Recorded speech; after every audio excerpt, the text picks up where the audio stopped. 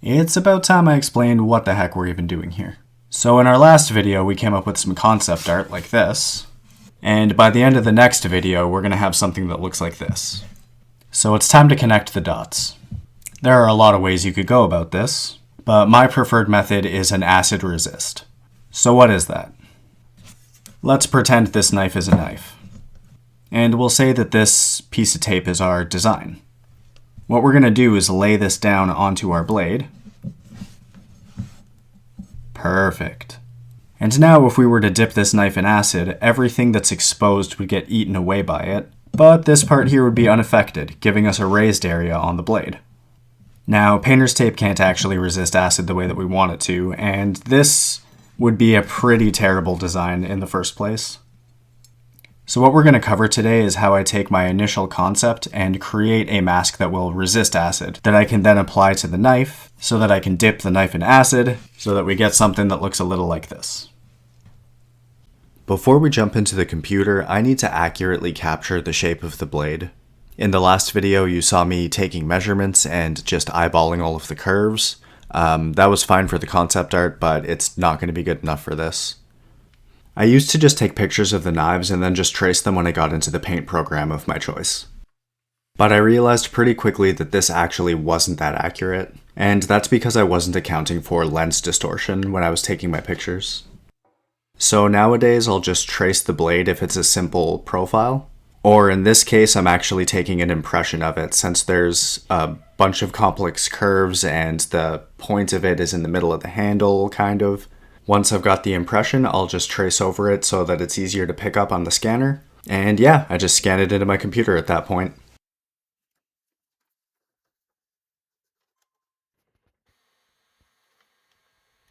And once it's in my program, I'll just trace over it again so I have an actual digital vector version of this outline. And this will be the foundation of the project. This is Inkscape, but you could do this in any vector program, I'm sure. Before I start working away, I'm just going to quickly calibrate my tools.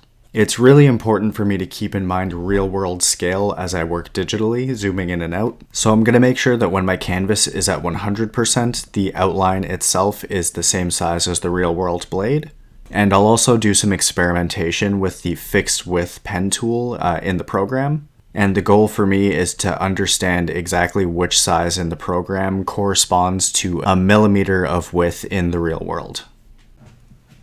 I think a lot of this will make more sense if I show you how I'm going to use this artwork before I just dive into it.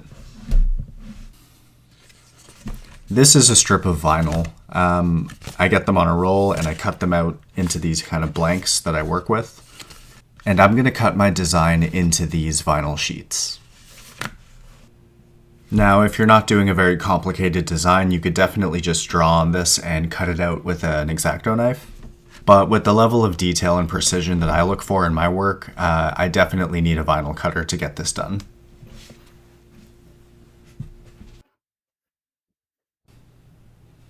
And when it comes off of the vinyl cutter, it looks something like this.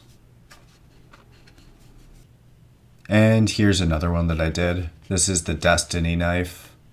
That was a really cool project. And still the biggest knife that I've ever done. With all of the setup out of the way, we can just dive into it. Now I'm going to use the concept art as my base, but I'm going to audit all of that artwork and just make sure that everything is exactly the way that I want it to be. And since the skull is like the main event, that's where I started. And looking it over, I wasn't very happy with the nose or the top of the mouth. I thought that they could use a little bit more anatomy and a little bit more perspective in there, so that's what I worked on. Now, CNC devices like my vinyl cutter are pretty nifty, but they do still have their own limitations. For example, if I use really thin strokes when I'm drawing, the machine won't be able to actually maneuver enough to get into those tight spaces, and instead it'll just cut a single line through the vinyl, which isn't enough space for acid to get in and do its job properly. Another limitation comes from the etching process itself, and that is that smaller, more delicate details can potentially move during the etch process, or they can fall off entirely if the application process isn't like very thorough and very clean when it's done. But those details have a much better chance of surviving if they're anchored to other parts of the image, even if it's just by one other larger shape. So yes, I am going through and making the artwork itself look better as I go, but the major task here is to make sure that everything that I'm doing will make sense to the machine when it tries to cut everything out. And of course, not sacrifice the quality of the artwork in the process. And you can see me experimenting as I do that. It's definitely one of those situations where you don't know what you're looking for, but you'll know it when you find it. So I kept drawing and looking at references and experimenting, and eventually I came up with something that I liked. And as I'm working on this, I have to keep reminding myself how small all of this is going to be in real life. Like, it's really tempting to go in there with thinner brushes and do a lot of more detailed work, especially when I'm zoomed in this far. But when we take a look at these details on an actual knife, you'll see how tiny all of this really is. So every shape that I add as a detail needs to do a lot of heavy lifting. I'm working in Concept, which is the same program that I used in the last video. And I mentioned in that video that it was vector-based, but I think you can really see it better in this video.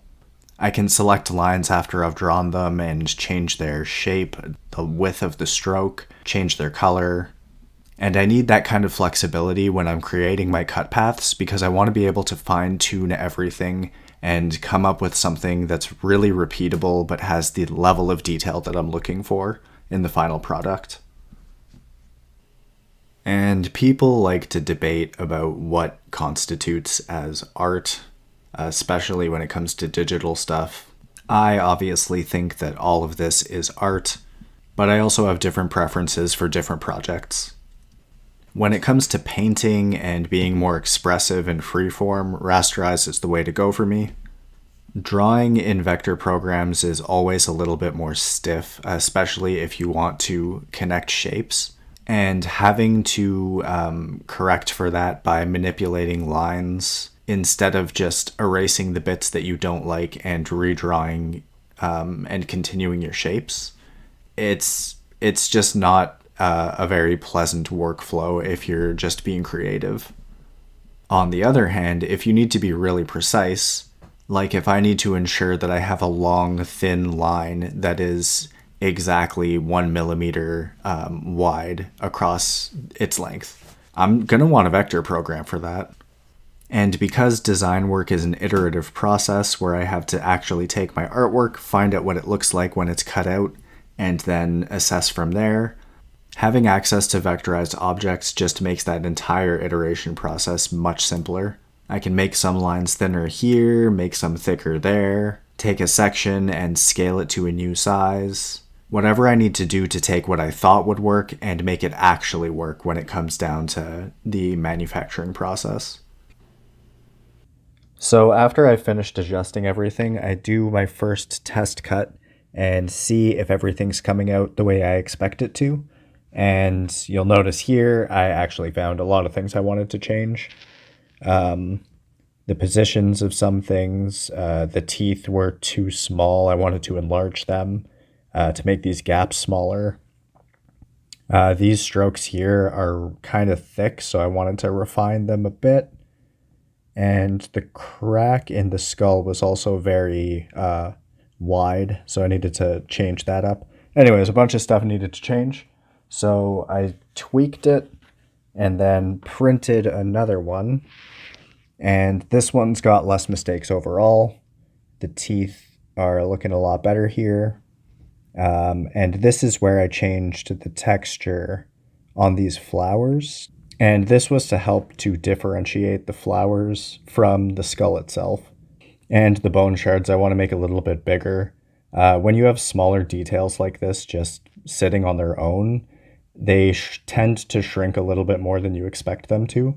So I'm going to enlarge those a bit, so hopefully they come out at a good size after the etch.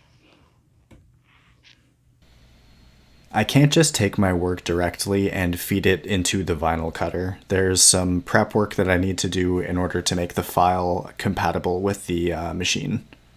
So every time I have to go back and tweak the design, I also have to do this extra step inside of Inkscape. Inkscape is just another vector program, but it's a lot better suited to layout work than it is to drawing and painting. So yeah, what you're seeing here is actually the last mask that I showed you. It's the second last iteration that I did before I had everything finalized. And basically what I need to do is combine all of the separate objects into a single shape, so that the vinyl cutter only has one object to deal with, and inside of it are all of the cut paths that it needs to worry about. And with the way that vector objects work, everything is its own contained shape. So if you need to have let's say a donut, and you need a hole in the center, what you're really creating is two circles, but the smaller one is overlapping the larger one, which creates a negative space inside of it. And that's how you have your donut. It's not actually one shape, it's two shapes representing one. And that same idea just keeps compounding as you get more and more complex in your design. Now, fortunately, there are good tools to make everything merge and make sense. I basically have to do a bunch of like addition and subtraction operations on the shapes in order to get what I want where I want it. And of course, in addition, I'm just taking two shapes that are overlapping and turning them into one big shape. And subtraction is taking a shape and punching that shape out of another existing shape. It can be a little bit fiddly, but if you're used to working in vector programs, then you know all about this stuff.